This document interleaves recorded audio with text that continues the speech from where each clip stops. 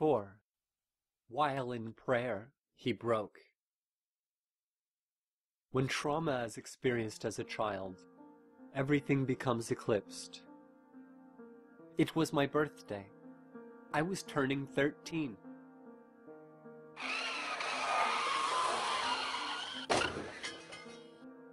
Darkness. I can still remember how tight my grandmother squeezed me, and I suppose at that point, I already knew. Someone else's vacation. This was what was on her mind the last time I saw her. It tortures me still. Damn it! I can't believe this. I almost forgot. I still need to do the paperwork for the Swansons' trip to the Barbados. I was dumbfounded. What? Baby, are you gonna be able to catch the bus all right? I have to go into the office a bit early or I'll never get it done in time for my 9:30. What? Come on, you'll be all right. She quickly ran to her room in mid-sentence, grabbing what was left of her loose papers scattered about her desk, then reappeared, kissed me on top of my head, and continued at the door mumbling about the... Oh, goddamn time! I was left alone with a half-eaten bowl of cereal and a bruised banana to go with my heart. After school, I was free to do whatever I wanted, which at that particular time in my life was to practice my pitching. How? At one point I loved baseball. Maybe it was because I wasn't allowed to play hockey, or maybe it was because I became rather good at it. But at that time of my life, there was nothing I would have rather done. The passing of another long Thunder Bay winter brought relief with the sight of my new backyard, as Mother and I had finally moved out of my grandparents' house only the month before. Nothing mattered when I was pitching. There was no distraction, only the throbbing sensation in my elbow could awaken me. At that point in history, it didn't matter that it was my birthday. It didn't matter that Mother hadn't fussed, or that my friends would soon be coming over for cake and ice cream. Time didn't exist. How could I have known that it was well past 5 and Mother wasn't home yet? Or that the police had been calling my house for the last 45 minutes. Nothing mattered, that is, until the arrival of Officer Sullivan. It was only then that I was quickly snapped from my internal reality and brought back to the reality of the moment. Officer Sullivan silenced my questions with little more than a somber tone of professionalism, diluted with sorrow. He led me by my sore elbow towards the passenger side of his squad car, saying only, "Son, we have to go." The certainty of tragedy displayed in his eyes told me not to protest, as I already began to think of the worst. He pulled into my grandparents' driveway and instantly I thought they were gone. Grandfather's heart, grandmother's kidneys, something horrible. I began preparing myself for the worst. To my relief, my grandparents were already outside coming towards me. My grandmother's arms extended and reaching me with full embrace. As it began to dawn on me, my new watch beeped. It was 6 o'clock. "Where's Mother?"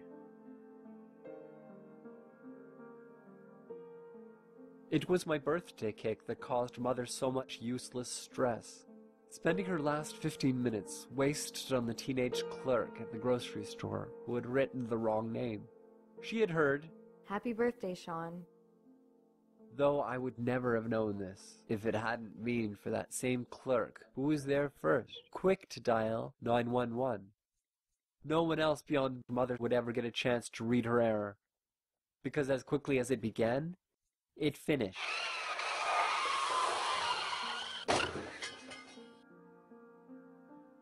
With no previous experience of how to react, I took it with complete denial, freeing myself from their grips in an attempt to bolt for the door and make a run for home. Only to be thwarted by Officer Sullivan's cold eyes, as he, with impeccable timing, had finally made his decision to leave his car. With new eyes, I saw the red spots of his uniform, He had been the first officer on the scene. I'm sorry, son, but she's gone.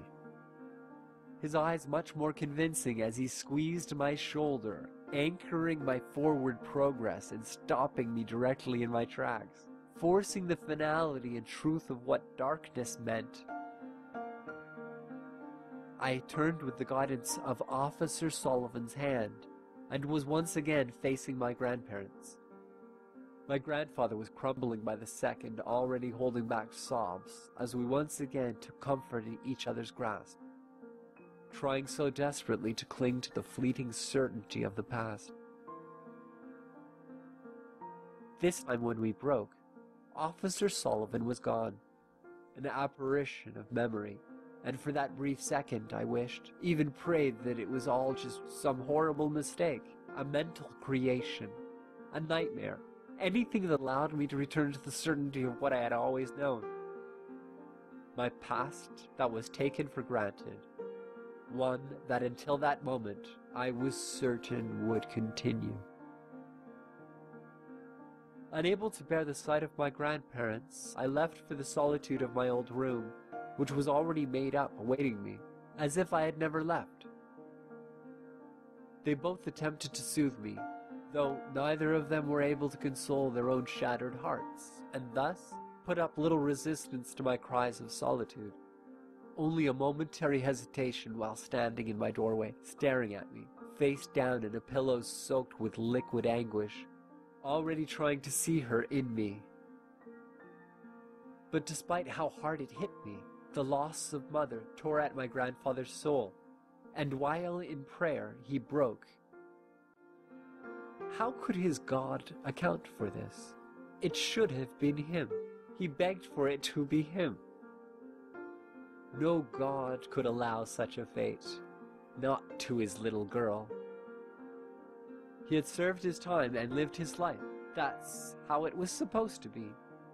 It was the cycle of life. But no matter what he said, or how hard he pleaded, he was always left behind.